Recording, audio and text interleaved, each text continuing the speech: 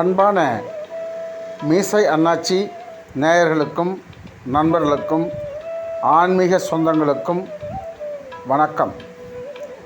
நம்ம இப்போது தோடுடை செவியன் அப்படின்னு ஒரு அரிய தகவலை, அதாவது இறைவனிடத்தில் விஞ்ஞானம் அப்பொழுதே இருந்தது என்பதற்கான ஒரு அடையாளமாக பார்க்கப்படுகின்ற பல விஷயங்களிலே இன்றும் இறைவன் தோடிலே தன் காதிலே அணிந்திருக்கிற தோட்டின் மூலமாக பாட்டு கேட்டுக்கொண்டிருக்கின்றார். நாம் எப்படி இந்த காது கருவிகளை வைத்து பாடல்களை கேட்டு ரசித்து கொண்டிருக்கின்றோமோ, அதுபோல இறைவன் தோடுடை செவியனாக பாடலை கேட்டுக்கொண்டு இருப்பவராக நம்முடைய இறைவன் நம்மிடையே காட்சி தருகிறார். இறைவனின் லீலையாக ஒரு சில தகவல்களை நாம் தொடர்ந்து பார்க்கவிருக்கின்றோம். திருஞான சம்பந்த பெருமான் முதலாக தேவாரத்திலே முதலாவதாக பாடிய பாடல் தோடுடை செவியன் விடையேறிவோர் தூவெண் மதிசூடி காடுடை சுடலை பொடி பூசி என் உள்ளம் கவர்ந்த கல்வன் ஏடுடை மலரடியான் உனை நாட்பணிந்தேத்த அருள் செய்த பீடுடை பிரம்மாபுரம் மேவிய பெண்ணான் இவனன்றோ அப்படின்னு தான் பாடுறாரு குழந்தையாக இருக்கின்ற பொழுது திருஞான சம்பந்தர். அது தோடுடை செவியன் அப்படின்னு ஏன் பாடினார் அப்படின்னு பார்த்தா, அதைத்தான் ஒரு சிறு கதையாக நாம் பார்க்க இருக்கின்றோம். கம்பளதரன், அஸ்வதரன் என்று இரண்டு கந்தர்வர்கள் இருந்தார்கள். கந்தர்வர்கள்லாம் யார்? இவர்கள் தேவர்களுக்கும் மனிதர்களுக்கும் இடைப்பட்டவர்களாக கருதப்படுகிறார்கள். இவர்கள் பாடல், நடனம், இசையிலே சிறந்தவர்கள். யாழ் எனும் இசைக்கருவியை மீட்டுபோவதில் வல்லவர்கள். அது மட்டுமல்ல, இவர்கள் பாடல் பாடுவதிலே நடனம் ஆடுவதிலும் வல்லவர்களாக இருந்தார்கள். தேவ சபையிலே பாடல்களை பாடி நடனங்களை ஆடி தேவர்களையும் இறைவர்களையும் மகிழ்விப்பவர்களாக கந்தர்வர்கள் கந்தர்வ புராணத்திலே அறியப்படுகிறார். இதில் இந்திரசேனன் அப்படிங்கிறவர் முக்கியமானவர். யாழ் எனும் இசைக்கருவிகளையும்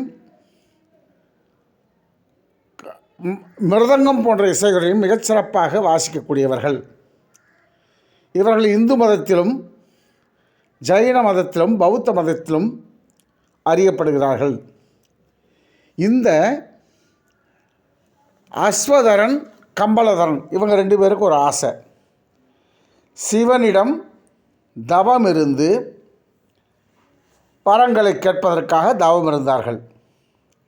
இறைவனும் மனமகிழ்ந்து அஸ்வதரன் கம்பளதரன் என்ற அந்த கந்தர்வர்களிடம் சென்று, பக்தர்களே, உங்களுடைய பக்தியை மெச்சினோம், நீங்கள் தவம் இருக்கும் காரணம் என்ன என்று கேட்டார். அப்பொழுது அவர்கள், இறைவா, நாங்கள் பாட வேண்டும், அதை நீங்கள் எந்நேரமும் கேட்க வேண்டும் என்பதுதான் எங்களுடைய ஆசை என்றார்கள். அப்பொழுது இறைவன், நான் படைத்தல், காத்தல், அழித்தல், மறைத்தல், அருளல் எனும் 5 தொழில்களை செய்து கொண்டிருக்கின்றேன். இதிலே பாடலை கேட்பதற்கு எனக்கு இங்கே நேரம் என்று கூறினார். ஆனாலும் அவர்கள், இல்லை, நாங்கள் கண்டிப்பாக பாட வேண்டும், அதை நீங்கள் கேட்க வேண்டும், இதுதான் நாங்கள் தவம் இருந்ததின் காரணம் என்று அவர்கள் கூற, செய்வதறியாது நின்ற இறைவன் சிந்தித்தார். என்ன செய்யலாம்? அதாவது இவங்க தவம் இருந்து வரம் கேட்குறாங்க, வரத்தை கொடுக்க முடியாதுன்னு சொல்ல முடியாது இறைவன். கொடுக்கவும் முடிந்தாலும் நம்முடைய தொழில் தடைபடும் என்பதிலே இவர் கவனமாக இருந்தார். ஆமாம், நம்ம பாட்டு கேட்டுட்டோம்னா தொழில் தடைபடும் இல்லையா? அது உண்மைதானே. ஆக இறைவன் மிகப்பெரியவர் அல்லவா? அவர் என்ன செய்தார், அந்த கம்பளதரனையும் அஸ்வதரனையும் இரண்டு தோடுகளாக மாற்றி தன் காதிலே அணிந்து கொண்டார்.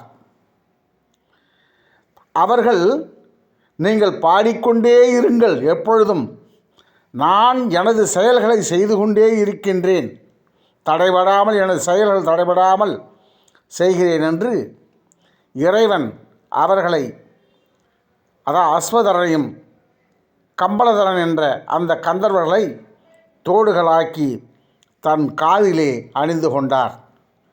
ஆகவேதான் அவர் தோடுடை செவியன் என்று அழைக்கப்பட்டார். ஞானசம்பந்தரும் இதைத்தான் தன் பாடலிலே முதல் வார்த்தையாக வரும்படியாக அந்த பாடலை இயற்றினார். அப்படி அந்த இறைவன் தோடுகளை இப்பயும் நம்ம பெரியவங்க பார்த்திங்கன்னா பாவிலி, கம்மல், கடுக்கன் போன்றவற்றை அணிந்து கொண்டிருக்கின்றார்கள். இந்த இறைவனின் இதுபோன்ற லீலைகள் மூலமாகத்தான் நாமும் அதை பின்பற்றி நடந்து வருகின்றோம். அப்படியானால் நாம் இன்று இசை கேட்கும் காது கருவிகளுக்கு முன்னோடியாக இறைவன்தான் முதலிலே பாட்டு கேட்கும் இசை கேட்கும் கருவியை அணிந்தார் என்பது என்னுடைய கருத்து. நேயர்களே, உங்கள் கருத்துக்களை நம்முடைய கமெண்ட்ஸிலே பதிவிடுங்கள். இது உன்னதமான செய்தி அல்லவா? உயர்வான செய்தி அல்லவா? விஞ்ஞானபூர்வமான செய்தி அல்லவா? ஆகவே இதை நம் குழந்தைகளுக்கும் ஆன்மீக சொந்தங்களுக்கும் இதை எடுத்து கூறுங்கள். நம்முடைய இறைவனின் பெருமையை உலகெல்லாம் பறைசாற்ற இதுபோன்ற தகவல்களை, அரிய தகவல்களை, பொக்கிஷமாக போற்றி பாதுகாக்கப்பட வேண்டிய தகவல்களை தொடர்ந்து மீசை அண்ணாச்சி சேனலில் நாம் தந்து கொண்டிருப்போம். இதை நீங்கள் கேட்டும் பார்த்தும் அடுத்தவர்களுக்கு பகிர்ந்தும் மகிழுங்கள். நம்முடைய மீசை அண்ணாச்சி சேனலில் இது போன்ற தகவல்கள் தொடர்ந்து வெளிவர லைக் செய்யுங்கள், ஷேர் செய்யுங்கள், சப்ஸ்கிரைப் செய்யுங்கள். ஓம் நமச்சிவாயா என்று கமெண்ட்ஸிலே பதிவிடுங்கள். உங்களை தேடி இறைவனின் அருள் உங்கள் இல்லங்களிலும் உள்ளங்களிலும் குடிகொள்ளும்.